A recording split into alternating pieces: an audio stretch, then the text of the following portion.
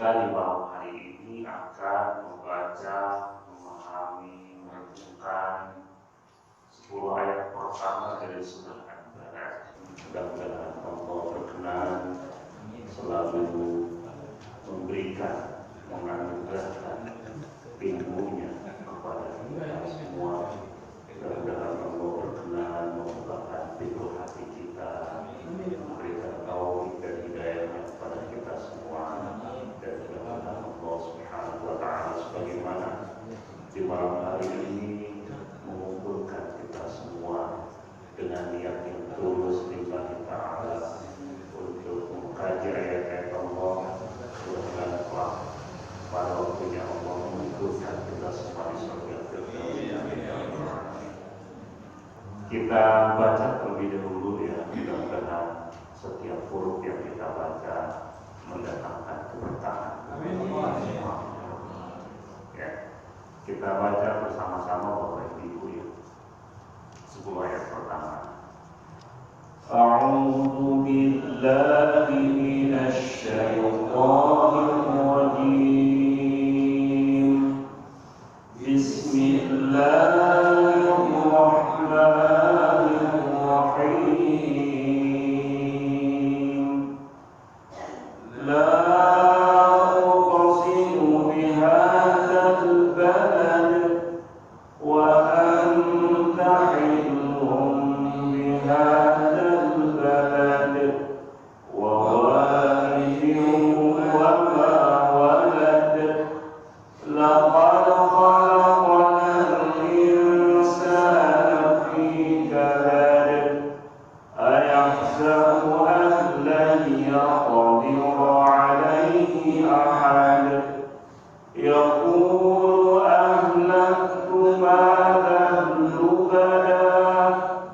Ayahsabu an lam yarahu ahad. Alam naj'al lahu 'aynayn wa lisanan wa shafatayn wa hadaynahu najdayn.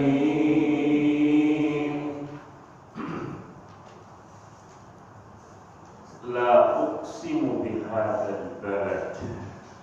Aku bersumpah dengan negeri ini. Wa anta hillum bihadzal balad. Engkau Nabi Muhammad bertempat di negeri ini, yaitu Mekah. Wa walidin wa ma walad. Demi pertalian bapa dan anaknya. Laqad khalaqnal insana fi kabad. Sungguh kami benar-benar telah menciptakan manusia berada dalam susah payah. Ayahsabu an la yaqdiru alaihi ahad. Apakah dia, manusia itu, mengira bahwa tidak ada sesuatu pun yang berkuasa atasnya. Yaqulu ahlaktu malan lubada. Dia berkata, aku telah menghabiskan harta yang banyak. Ayahsabu an lam yarahu ahad. Apakah dia mengira bahwa tidak ada sesuatu pun yang melihatnya? Alam naj'al lahu 'aynayn. Bukankah kami telah menciptakan untuknya sepasang mata? Wa lisanan wa syafatayn. Lidah dan sepasang bibir. Wa hadaynahu najdayn. Dan kami telah menunjukkan kepadanya 2 jalan, yaitu jalan kebaikan dan jalan keburukan. Hadirin rahimakumullah. Surah Makkiyah ini diawali dengan beberapa sumpah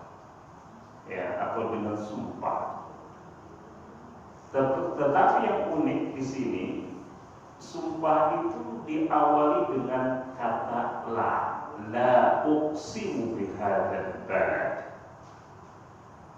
La itu mengatakan tidak. Oleh karena itu maknanya apa?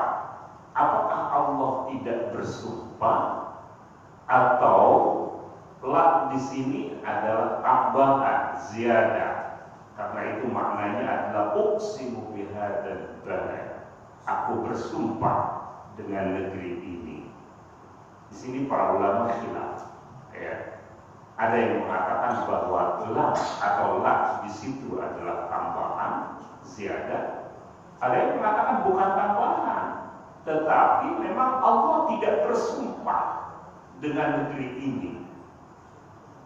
Muhammad pun mengatakan itu, bahwa Allah tidak bersumpah atau aku tidak bersumpah dengan negeri ini. Maksudnya apa?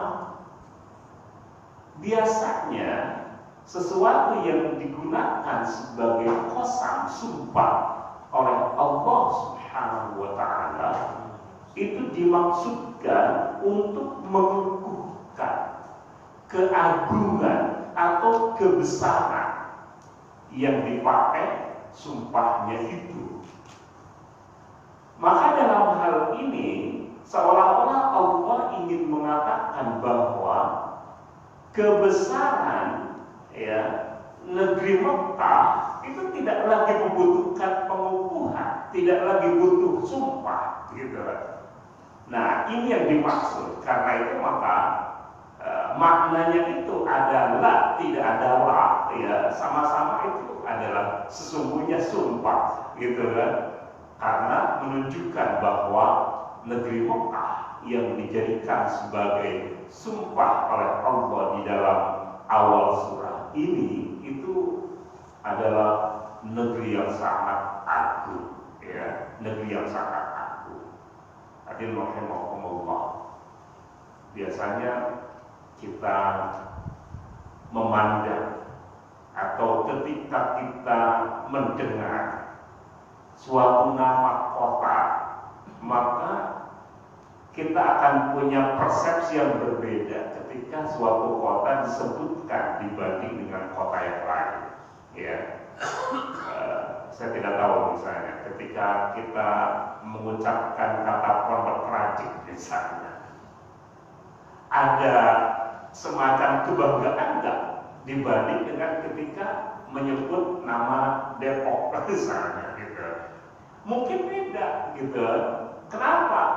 Nah, ini nilai sebuah tempat di situ, ya. Ketika orang menyebut, ya, New York, ketika orang menyebut Los Angeles misalnya, ketika orang menyebut Berlin, dan ketika orang menyebut Mekah, kira-kira yang ada di dalam perasaan kita mana yang lebih agung ketika nama-nama kota itu disebutkan? Nah, Mekah, ya, di sisi Allah itu luar biasa agungnya itu. Karena bukan hanya sebuah tempat yang diisi oleh bangunan-bangunan dan manusia-manusia yang dianggap berperadaban, tetapi di sini adalah, ya, titik paling utama dari alam semesta ini. Ya, di situ ada rumah Allah, Baitullah. Kesitulah semua manusia ketika di dalam ibadahnya, penghambaannya kepada Allah menghadap. Dan disitulah putaran-putaran tawaf yang tidak pernah berhenti. Nah, jadi hadirin rahimakumullah, karena itu maka konon kalau dilihat dari sekali katanya auratnya itu luar biasa, gitu kan, agung luar biasa kota ini. Karena itu maka seolah-olah keagungan kota Mekah ini tidak lagi butuh sumpah, gitu. Karena sedemikian nyata agungnya kota Mekah itu. Dan itu terbukti bahwa siapapun kita yang sudah pernah umroh atau haji maupun yang belum, serta di kalangan orang-orang yang bahkan secara zahir tidak punya kemampuan untuk berangkat ke sana, di dalam hatinya itu ada rasa kangen gitu untuk berangkat ke sana. Dan ini menunjukkan bahwa Mekah memang kalimat atau kota yang sangat agung. Nah, jadi hadirin rahimahullah, ini la uqsimu bihadzal balad wa anta hillun bihadzal balad. Kata tahillun ini dimaknai oleh ulama-ulama kita dengan dua makna. Yang pertama adalah engkau Nabi Muhammad tinggal di kota itu. Karena meskipun Rasulullah wafat di Madinah, tetapi selama 53 tahun Rasul tinggal di kota Mekah. Ya.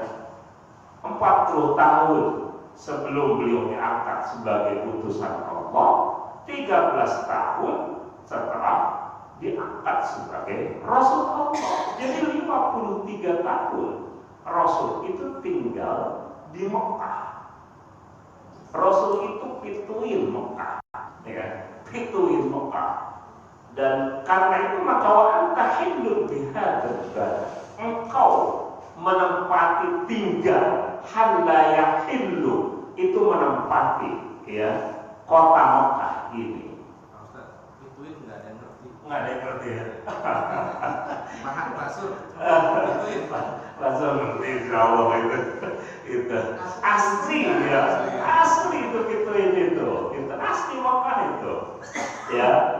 Yang kedua, artinya wa anta hillun bihadzal balad ini dikaitkan dengan keharaman kesucian kota Mekah itu, di mana Allah Subhanahu wa taala, ya, melarang terjadinya pertumpahan darah di kota haram atau di kota suci ini, ya, khususnya pada bulan-bulan haram.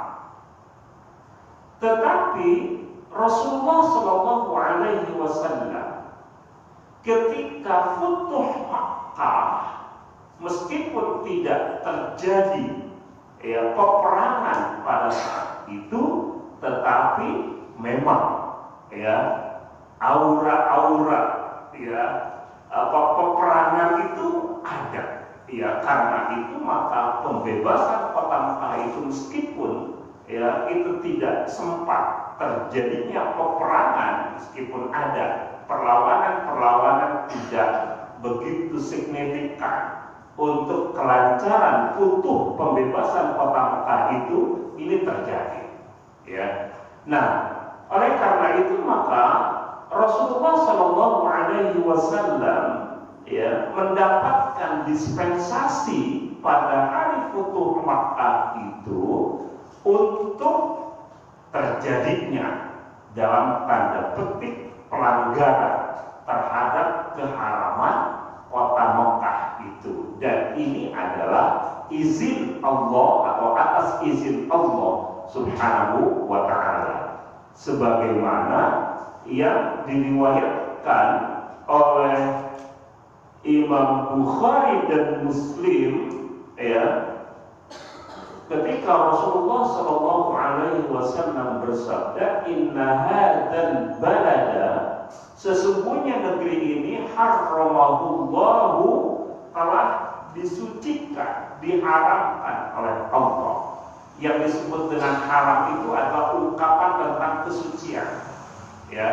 Misalnya, haram darah seorang muslim, artinya adalah darah seorang muslim itu suci dalam pengertian tidak boleh itu aniaya itu sehingga terjadi pertumpahan darah, ya. Demikian juga kota haram, ini artinya adalah kota suci karena di situ tidak boleh terjadi pertumpahan darah, ya. Oleh karena itu maka ada haramain, dua negeri yang haram, yaitu Mekah dan Madinah.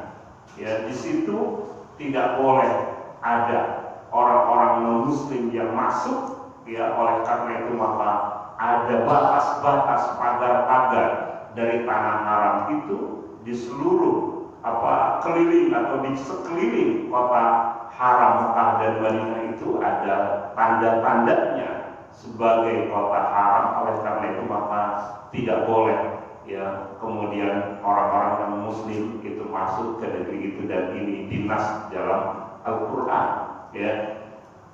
Ini disucikan oleh Allah yauma khalaqas samawati wal arda, yaitu pada hari ketika Allah menciptakan langit dan bumi. Jadi dari sananya, sejak Allah menciptakan langit dan bumi ini sudah dipatok itu sebagai tanah haram.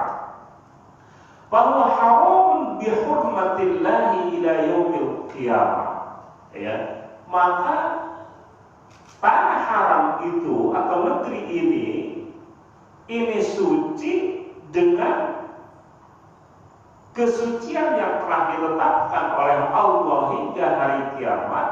La yu'dadu syajaruhu, tidak boleh dipotong ya pohon-pohonannya. Wa la yukhtalaf khalahu, rumput-rumputannya tidak boleh dicabut. Wa innama uhillat li sa'atan min naharin, hanya saja telah dihalalkan untukku sejenak di waktu siang. Wa qad 'adat hurmatuha al-yawma ka hurmatiha bil amsi, sungguh telah kembali keharamannya, kesuciannya pada hari ini sebagaimana hari-hari sebelumnya merupakan negeri yang suci. Ala fal yuballigh asy-syahidu al-ghaiba, ingatlah hendaklah orang yang hadir menyampaikan kepada orang yang tidak hadir. Nah, jadi hadirin rahimakumullah, hadis yang sahih ini menunjukkan bahwa ayat wa anta hillun bihadzal balad ini menunjukkan bahwa Rasulullah SAW mendapatkan dispensasi untuk keluar dari ketetapan tanah haram atau tanah Mekah sebagai tanah haram pada waktu-waktu tertentu, dan itu dibicarakan oleh ulama-ulama kita khususnya pada waktu terjadinya Futuh Mekah. Ya.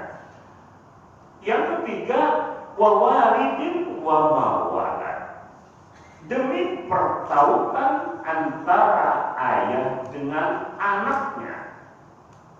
Siapa ayahnya, siapa anaknya? Yang dimaksud dengan walid ya, ayah, orang tua di dalam ayat ini adalah Adam alaihissalam ya. Jadi Adam itu adalah Abul Bashar, bapak dari seluruh umat manusia ya. Adam adalah nabi dan utusan Allah, meskipun ada yang berbeda pandangan. Coba, nabi yang pertama atau rasul pertama itu Adam atau Nuh alaihissalam? Ya. Di dalam hadis yang sahih, ini adalah hadis syafaat, ketika umat manusia berbondong-bondong untuk mendapatkan syafaat, yang pertama kali dipikirkannya atau terpikir oleh umat manusia pada waktu itu adalah Adam. Karena Adam langsung diciptakan oleh Allah, kemuliaan luar biasa, maka manusia mendatanginya.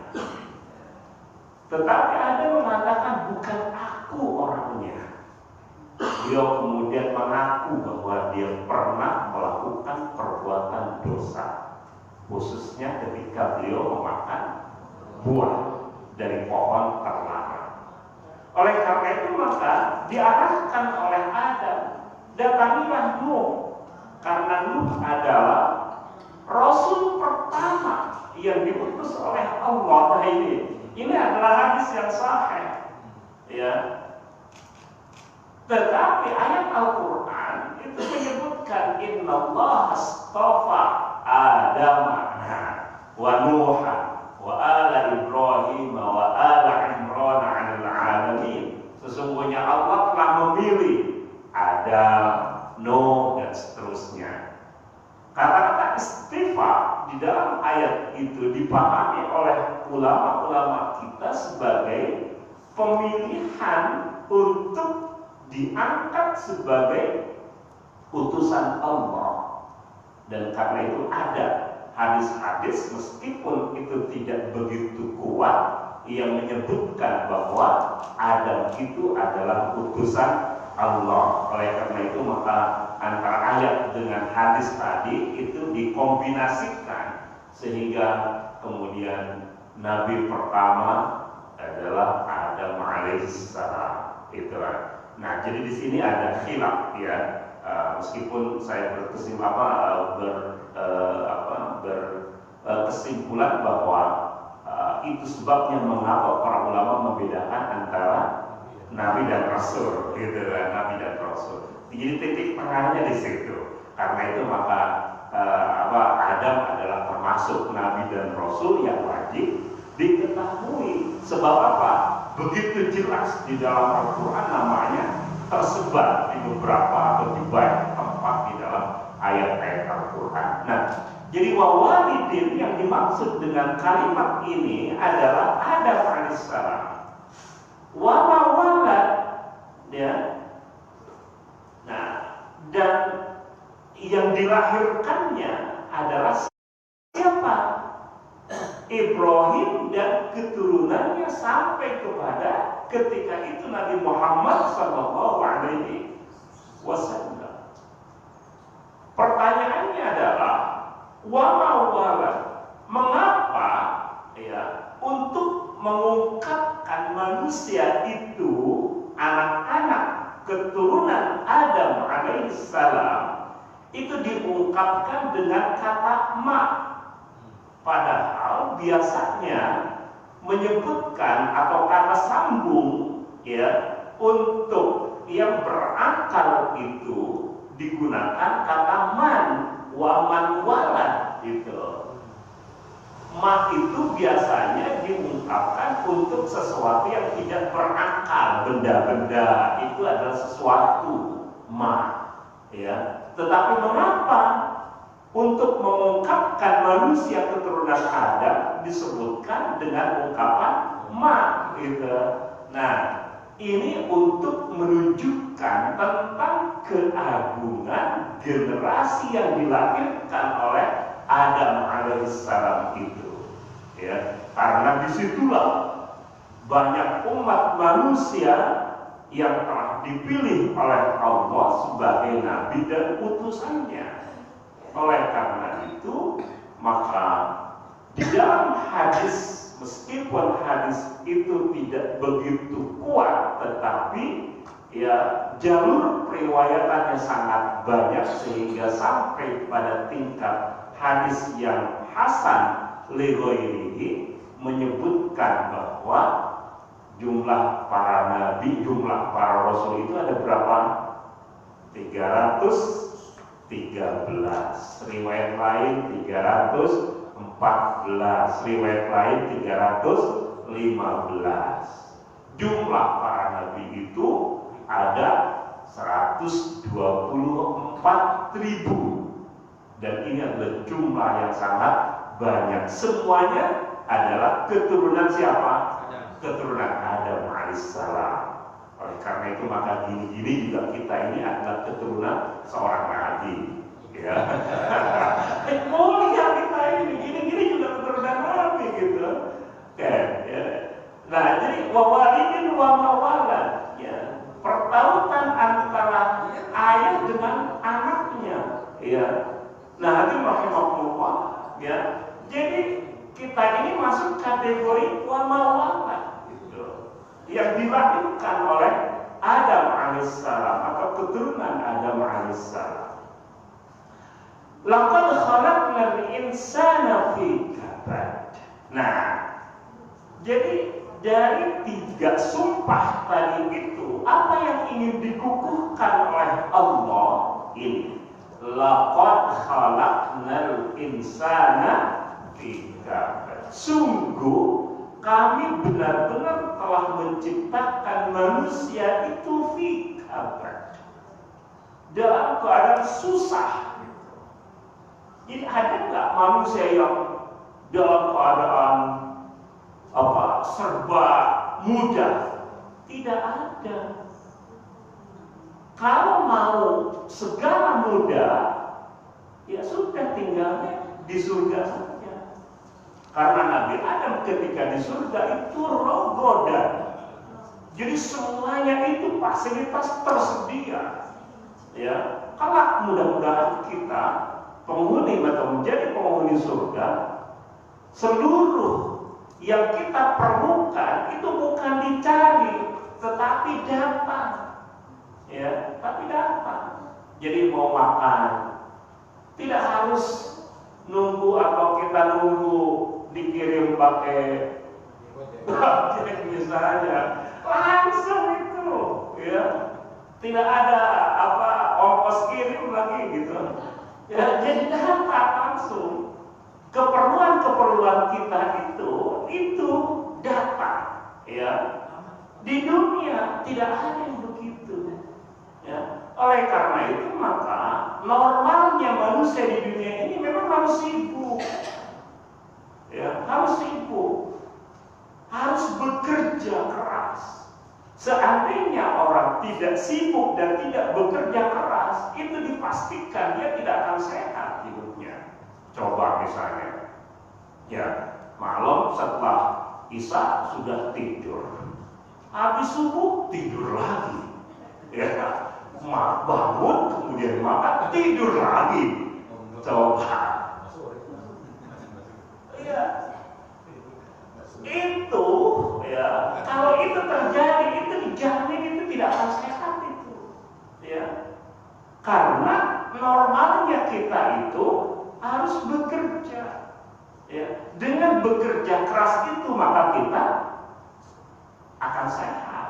Oleh karena itu maka kita yang tidak bekerja secara fisik, ya, harus menyiapkan, mengalokasikan waktu kita untuk capek berolahraga. Ketika kita menyiapkan atau mengalokasikan waktu kita berolahraga, nah normal jadinya kita itu sehat gitu. Nah, hadirin rahimakumullah, jadi laqad khalaqnal insana fi kabad. Perhatikan bagaimana misalnya Harfiah itu mendokumentasikan tentang proses perjuangan manusia dari mulai sebagai nutfah sehingga terjadi pembuahan. Oh, itu perjuangan besar itu. Ya, oleh karena itu maka banyak nutfah yang tidak mendapatkan ovumnya, karena itu maka pembuahan tidak terjadi. Karena itu maka ketika nutfah itu berhasil membuahi, nah itu dimulai dengan sebuah perjuangan yang sangat besar. Disitulah kemudian fase-fase kehidupannya terus berkembang, ya.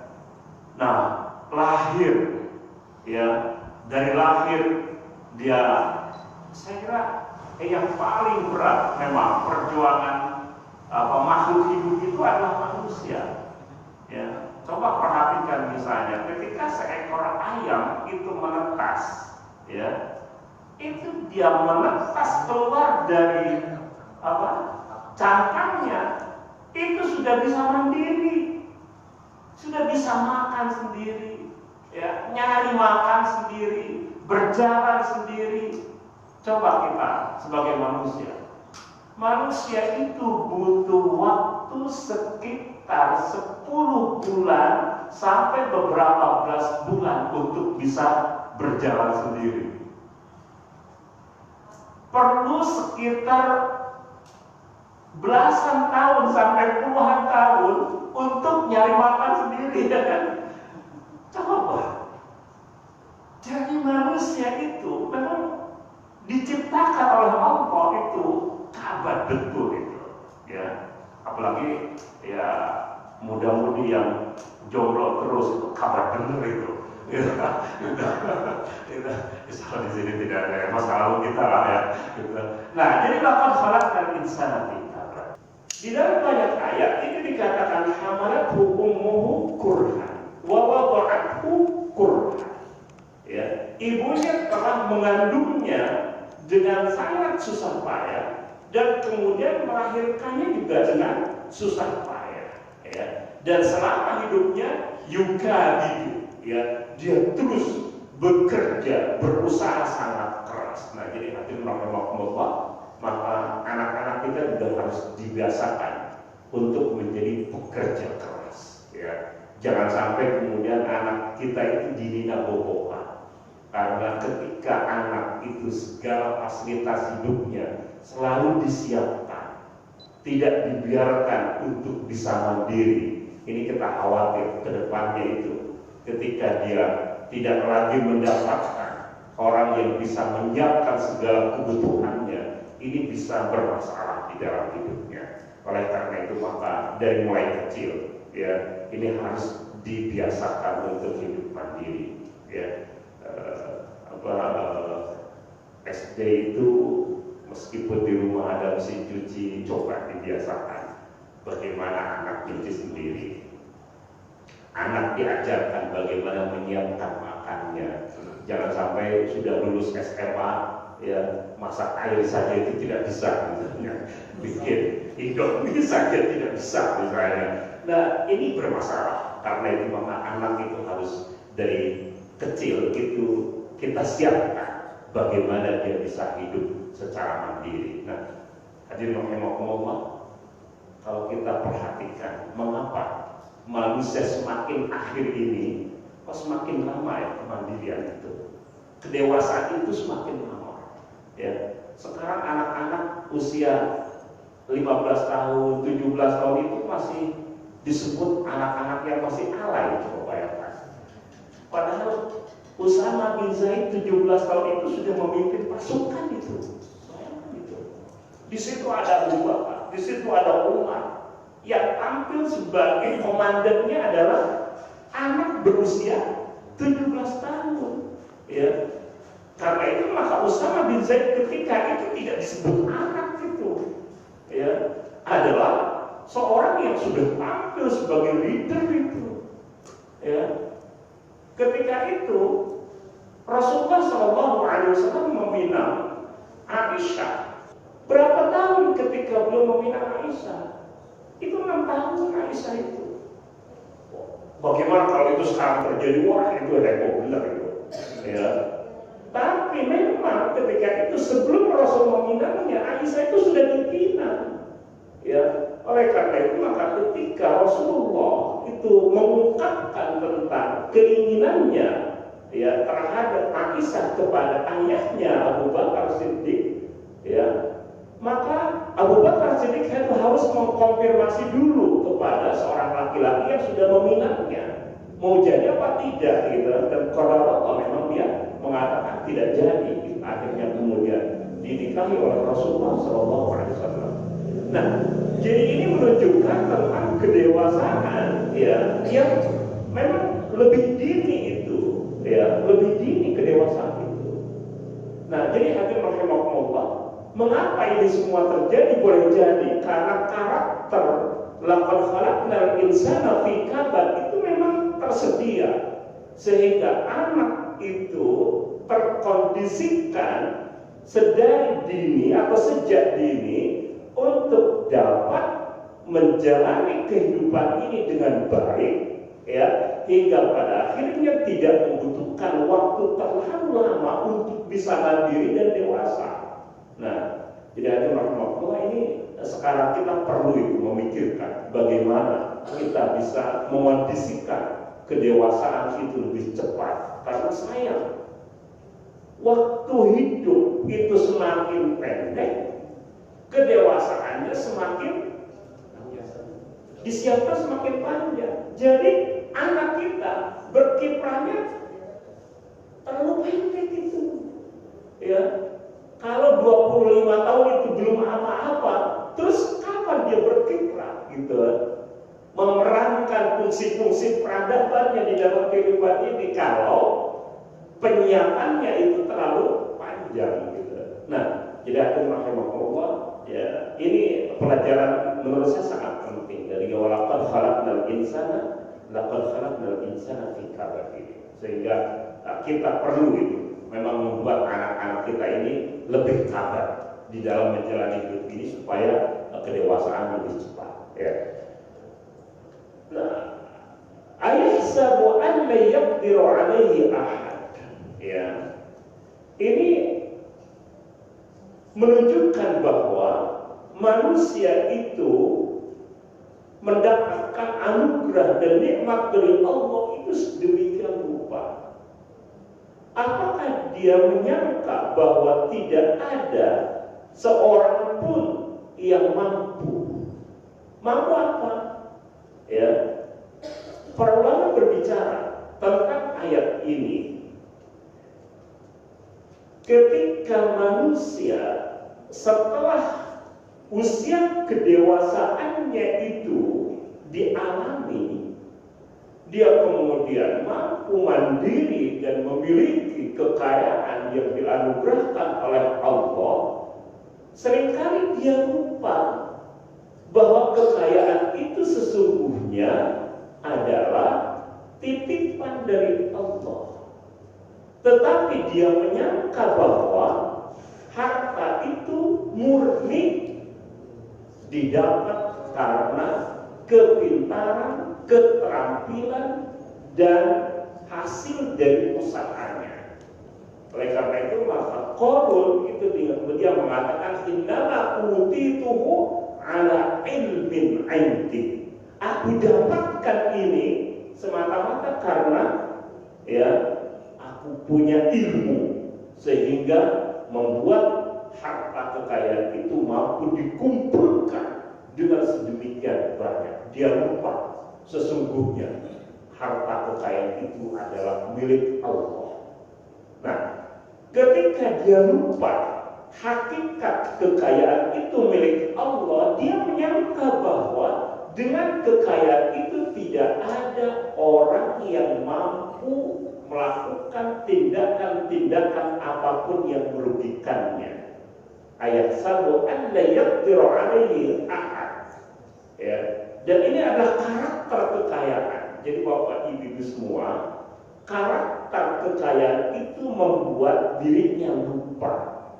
Ya. Orang kemudian menduga bahwa asal punya uang dia akan memiliki segala sesuatu. Teori-teori politik di zaman sekarang itu mengarah ke pengukuhan itu. Jadi siapa yang punya uang, maka dia akan memegang kendali kuasa. Karena orang yang berkuasa, dia berkuasa karena uang. Ya, diasumsikan bahwa mustahil seseorang itu berkuasa kecuali karena uang. Dan ini adalah masalah di dalam kehidupan demokrasi kita. Bahwa demokrasi kita itu terlalu, orang menyebutnya adalah high cost. Ya, ongkosnya itu terlalu tinggi. Dan karena itu maka siapa yang mampu memimpin mengurus negeri ini adalah karena harta. Siapa yang mendapatkan sponsor atau dia memang orang kaya, dia akan mampu menjadi pemimpin di sebuah negara yang disebut dengan negara demokrasi itu. Karena itu maka dalam kajian tentang demokrasi itu adalah aspek politik dari kapitalisme. Ya, kapitalisme ini adalah satu paham yang menuhankan uang. Karena itu maka, jadi di sini maksud saya adalah bahwa salah kalau orang kemudian menduga bahwa dengan uang itu bisa melakukan apapun dan tidak ada yang bisa mengoreksinya, tidak ada yang bisa mengintervensinya. Karena itu maka tetap akidah kita bukan akidah uang. Ya, ideologi kita bukan ideologi uang. Tuhan kita bukan uang. Karena uang hanyalah bagian dari titipan yang didelegasikan oleh Allah kepada kita agar kita mampu mengelolanya sesuai dengan apa yang menjadi kehendak Allah Subhanahu wa ta'ala.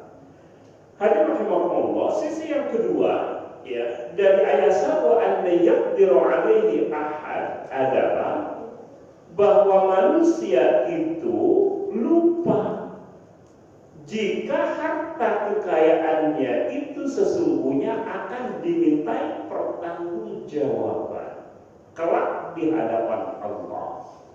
Karena itu maka dalam sebuah hadis kita diberikan oleh Allah kisi-kisi hisab kelak di hari kiamat itu. Ada 4 kisi-kisinya.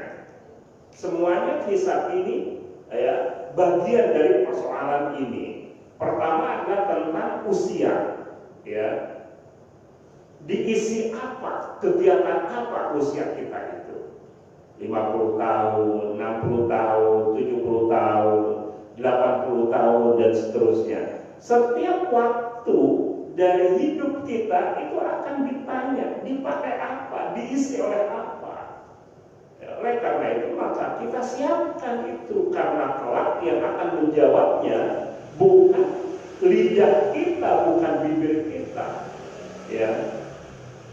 Badan kita dipakai apa sampai tua, ya. Nah, tangan, kaki, mata, telinga itu akan berbicara, ya, akan berbicara. Karena itu maka ini harus disiapkan itu. Ilmu yang kita punya dipakai apa ilmu kita itu? Nah, yang keempat adalah harta kita.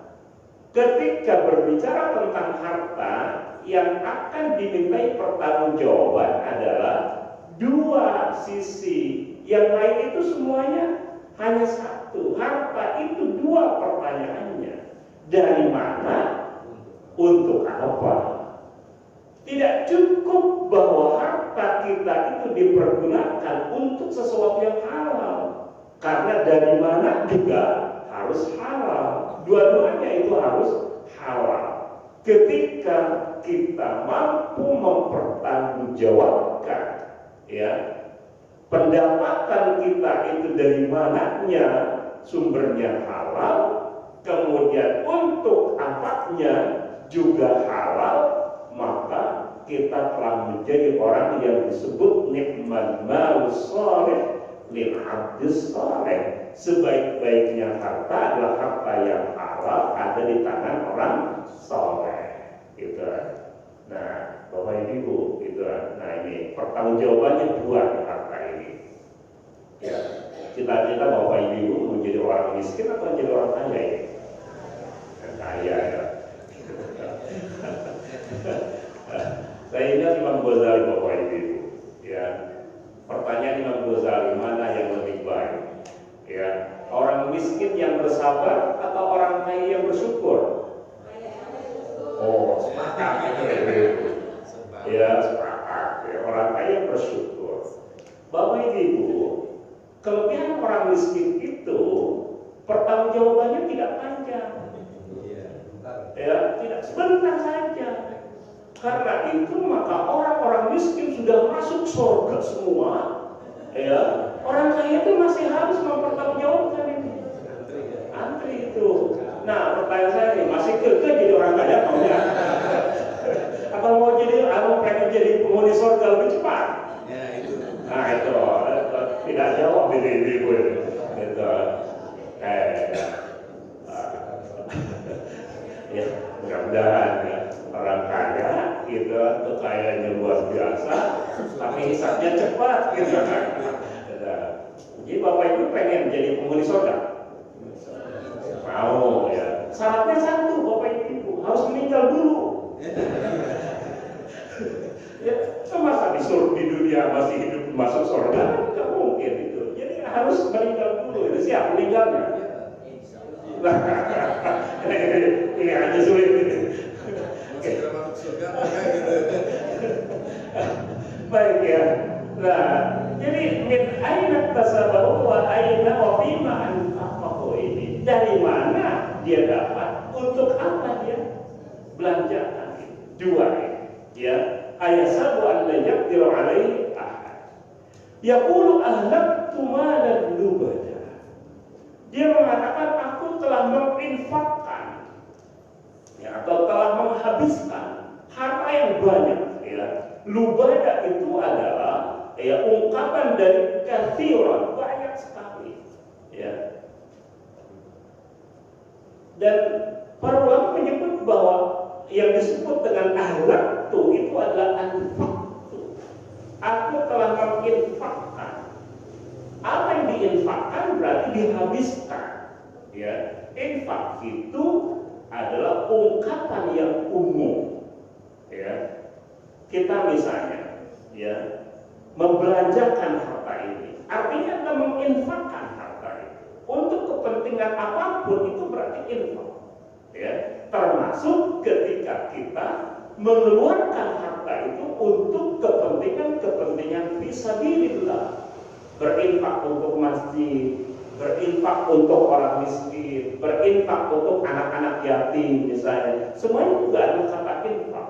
Ya, nah, jadi hadirin rahimakumullah, siapapun karena itu akan berinfak, dan karena itu maka kita harus memilih jalan infak yang akan mendatangkan kebaikan bagi kita. Apa yang kita makan akan dibuang, apa yang kita pakai akan lusuh dan rusak. Satu-satunya yang akan langgeng adalah apa yang kita infakkan di jalan Allah. Karena itu maka apa yang kita infakkan, itulah yang akan kita bawa. Ya, sehingga seharusnya kita itu orientasinya ke situ. Kira-kira dari pendapatan bulanan kita mau berapa persen yang akan kita bawa sampai negeri akhirat. Nah, itu yang harus jadi orientasi pikiran kita, ya. Karena kalau orientasinya adalah orientasi untuk konsumsi, ya itu sudah sampai di situ, ya, selesai sampai di situ. Karena itu maka perkecil ini pola konsumsi kita, perbesar tabungan untuk negeri akhirat kita. Karena kita bekerja, ya, berangkat sebelum subuh, pulang anak-anak sudah tidur lagi, gitu. Sementara hanya sampai di situ, tidak ada sesuatu yang kita bawa. Nah, jadi ini yang ahlak tua dan lubaja, ya. Ini yang kita dapat. Jangan sampai kita hanya kebagian capeknya saja, tetapi kita harus alokasikan berapa persen dari apa yang kita dapat itu untuk kita bawa pulang. Jadi kita orang-orang yang sudah di atas 40 tahun itu orientasinya harus orientasi apa yang bisa kita bawa pulang. Ya, anak-anak itu adalah orientasinya pertumbuhan. Ya, mau jadi apa? Oke, ya itu adalah pikiran yang bagus. Tapi ingat, 40 tahun itu sudah usia alarm. Ya, usia alarm. Apalagi alarm. Ya, karena akmal ummati mabaina 60 wa 70. Umur rata-rata umatku antara 60 sampai 70 tahun. Wa aqallu man yajuzu dzalik, sedikit di atas 70 tahun itu. Ya. Nah, dari 0 sampai 60-70 tahun itu, ya, batas pelafon atasnya itu adalah 40 tahun. Karena itu hatta idza balagha asyudda, sampai ketika ia memasuki usia kedewasaan, disebutkan wa balagha 40 sana, dan sampai pada usia 40 tahun. Nah, ini titik-titik perubahan itu, ya. Nah, jadi dari 0 sampai 40 itu sudah mentok. Setelah 40 itu turun lagi, gitu. Dan karena itu maka dari 40 tahun ke atas itu orientasinya harus orientasi pulang. Nah, kalau masa orientasi pulang itu belum bisa mengumpulkan sesuatu yang wajar untuk dibawa pulang, nah ini, ya, masalahnya di situ. Saya membaca sebuah risalah Imam Al-Ghazali, judulnya adalah Risalah Ayyuhal Walad Al-Muhabbar. Jadi ini ceritanya ada seorang murid Imam Ghazali meminta kepada beliau supaya ilmu pengetahuan yang sudah beliau pelajari dari Imam Ghazali itu luar biasa. Itu kemudian dikerucutkan menjadi pelajaran-pelajaran penting, poin-poin gitu. Ya, tujuannya adalah supaya mudah diingat dan dijadikan sebagai pegangan hidup. Ya, salah satunya beliau mengatakan, "Waman jawaza al-arba'ina," siapa yang sudah melewati 40 tahun, walam yakli khairu syarrahu, sementara kebaikannya belum bisa melebihi keburukannya, falyatajahaz ilan nar, maka bersiap-siaplah untuk menempati api neraka. Kenapa? Karena kalau sudah di atas 40 tahun, itu artinya kan 2/3 dari jatah rata-rata hidupnya sudah dia lewati, tinggal 1/3. Kalau tinggal 1/3 sementara kebaikannya belum bisa mengungguli keburukannya, terus mau kapan? Nah, jadi ini yang kemudian saya mengingatkan diri sendiri bahwa ya, kita yang sudah di atas 40 tahun ini nih yang harus orientasinya adalah orientasi pulang itu. Nah, jadi hadirin rahimakumullah, ya, ayahsabu annam yarahu ahad. Ya, apakah dia menyangka bahwa tidak ada yang melihatnya? Ya, seolah-olah dia bebas melakukan apapun. Ya, jadi ini adalah pikiran yang biasa terjadi dalam diri manusia ketika sedang berada di dalam masa-masa keberdayaan. Ya, merasa tenaga masih prima, ya, harta kekayaan juga sudah berlimpah, punya waktu, wah itu luar biasa, sudah lupa dunia itu. Allah menakdirkan ketika manusia itu punya tenaga, punya waktu, umumnya tidak punya uang. Ya, anak-anak misalnya remaja, kalau remaja itu segala punya, itu sangat bahaya itu. Ya, berbahaya itu. Karena punya tenaga, punya waktu, kalau punya uang, wah sudah itu. Kemudian ketika berdaya, ya, punya uang, masih punya tenaga, tapi umumnya tidak punya waktu, dibatasi geraknya itu, ya, dibatasi geraknya, sibuk bekerja pagi sampai malam itu harus bekerja. Memang uang punya, ya, sehat alhamdulillah, tapi dibatasi waktunya, terbatas, ya. Ketika sudah sangat mapan, ya, waktu punya, uang punya, tapi tenaga, nah, itu bermasalah. Karena itu maka keinginannya itu dibatasi juga, gitu. Nah, jadi kalau ada orang yang dalam waktu bersamaan ini kumpul tiga-tiganya, nah ini peluang untuk berbuat yang melewati batas itu, ini luar biasa, ya. Nah, karena itu maka, ya, merupakan hal yang sangat nista kalau dalam keadaan memiliki keterbatasan sedemikian rupa itu, tetapi dia berbuat hal-hal yang melampaui batas. Ya, harta tidak punya, tapi sombongnya luar biasa. Nah ini parah itu, sudah tua gitu, tapi maksiatnya itu luar biasa, terang-terang. Nah ini kelewatan itu, gitu. Jadi itu tidak normal itu, gitu. Nah, jadi hadirin rahimakumullah, ayat sabu'an yang ingat bahwa Allah melihatnya. Ya, jangan sangka bahwa dia itu bebas melakukan apapun dan tidak ada yang mengawasinya. Allah yang mengawasinya. Apa buktinya? Alam naj'al lahu 'ainayn. Tidakkah dia sadar bahwa kami telah menjadikan dia memiliki sepasang mata? Kita aja bisa melihat. Bagaimana Allah yang telah membuat kita mampu melihat? Ya, ini kan satu konsep yang aksiomatik itu. Ini adalah pemahaman dasar kita. Kalau yang diciptakannya saja seperti kita ini mampu melihat, Bagaimana kemampuan Allah di dalam melihat?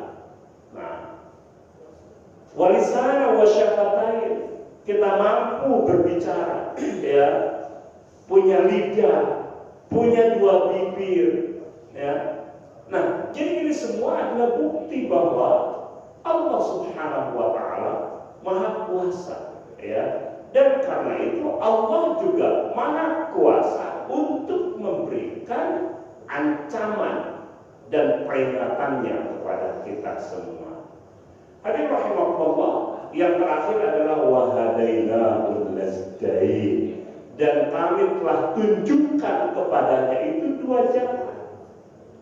Apa disebut dengan dua jalan? Jalan kebaikan, jalan keburukan. Setiap waktu Bapak Ibu, kita ini ada di persimpangan jalan itu. Jalan kebaikan jelas tanda-tandanya. Jalan keburukan juga jelas tanda-tandanya. Dari mana jelas? Allah memberikan kepada kita dua kecerdasan. Ada kecerdasan intrinsik yang ada di dalam diri kita, ada kecerdasan ekstrinsik ini dari luar diri kita. Dari luar diri kita, Allah telah menurunkan wahyunya kepada Nabi Muhammad. Alhamdulillah, sampai kepada kita. Penjelasan Rasulullah sedemikian terang. Al-innal halala bayyinun wa innal harama bayyinun. Yang halal jelas, tegas, yang haram juga jelas, tegas, ya. Nah, kecerdasan di dalam diri kita, meskipun terkadang orang tidak tahu tentang penjelasan detail tentang halal dan haram, tetapi setiap kita itu punya kecerdasan yang membuat kita bisa mengidentifikasi mana yang halal, mana yang haram, mana yang boleh, mana yang tidak boleh. Salah satunya adalah disebut dengan ad-dhamir, hati nurani kita. Karena itu istafti qalbak, istafti qalbak, istafti qalbak. Tanya hatimu, tanya hatimu. Wa in aftauka wa in aftauka. Meskipun banyak orang yang memberikan fatwanya kepada kita ini dan itu, tetapi semua kita itu sesungguhnya tahu tentang mana yang boleh, mana yang tidak boleh. Yang boleh membuat kita merasa tenang, nyaman, dilihat oleh orang lain, kita tidak malu ketika kita sedang melakukannya. Ya, yang tidak boleh kita ragu untuk melakukan itu. Dilihat oleh orang lain ketika kita melakukan itu, kita malu. Ya, oleh karena itu maka orang yang sudah tidak punya malu itu orang yang sudah tidak punya kontrol diri.